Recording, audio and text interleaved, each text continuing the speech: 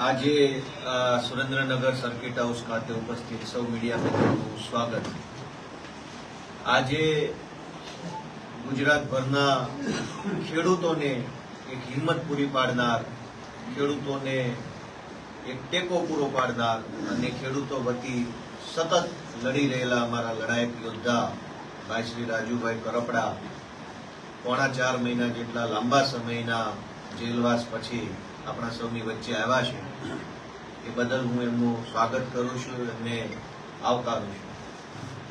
આમ તો જેલમાં જવું એ સમાજમાં સારી બાબત નથી ગણાતી, પરંતુ કોઈ બીજાના માટે સંઘર્ષ કરતા કરતા, બીજાના હક માટે, બીજાને ન્યાય અપાવવા માટે થઈ અને જેલમાં જાય તો સમાજ એ માણસને બિરદાવે છે, સમાજ એ માણસનું સ્વાગત કરે છે અને સમાજ એ માણસને હંમેશા આગળ લઈ જવા માટે મદદ કરે છે. બોટાદની અંદર કડદો થાય છે, વાત એટલા પૂરતી મર્યાદિત નથી. રાજુભાઈએ જેમ જણાવ્યું એમ કે ક્યાંક હાઈ ટેન્શન લાઈનોના નામે ખેડૂતો સાથે અન્યાય થાય છે, ક્યાંક ટેકાના ભાવે જણસની ખરીદી થાય છે, એમાં કટકી થાય છે, ક્યાંક ટાઉન પ્લાનિંગના નામે ખેડૂતોની જમીન પડાવી લેવામાં આવે છે, ક્યાંક સંપાદનના નામે હાઈવેના પ્રોજેક્ટમાં ખેડૂતોની જમીન પચાવી પાડવામાં આવે છે, જમીન માપણીના નામે ખેડૂતો સાથે અન્યાય થઈ રહ્યો છે. તો અલગ અલગ અનેક મુદ્દાઓમાં ખેડૂતોને નિરંતર અન્યાય થઈ રહ્યો છે. પણ આજ દિવસ સુધી ગુજરાતમાં ખેડૂતોના મુદ્દા ઉપર આક્રમકતાથી અને પૂરી નિષ્ઠાથી લડે એવા આગેવાન ખેડૂતો પાસે ન હતા.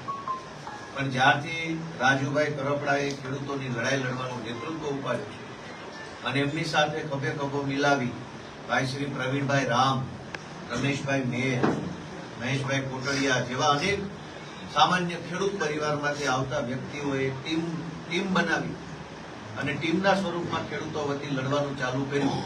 ત્યારથી ગુજરાતભરના ખેડૂતોને એક નવી આશા જન્મી, ભરોસો જન્મ્યો અને ખેડૂતો ખૂબ મોટી સંખ્યામાં રાજુભાઈ કરપડા, પ્રવીણભાઈ રામ અને આમ આદમી પાર્ટી સાથે જોડાવા લાગ્યા. અને એનાથી ભાજપના પેટમાં તેલ રેડાયું. રાજુભાઈ ઉપર ખોટી એફઆઈઆરો કરી, 1 થી ન ધરાયા તો 2 એફઆઈઆર ખોટી કરી અને એમને પૂરી યાતના આપવાનું કામ કર્યું.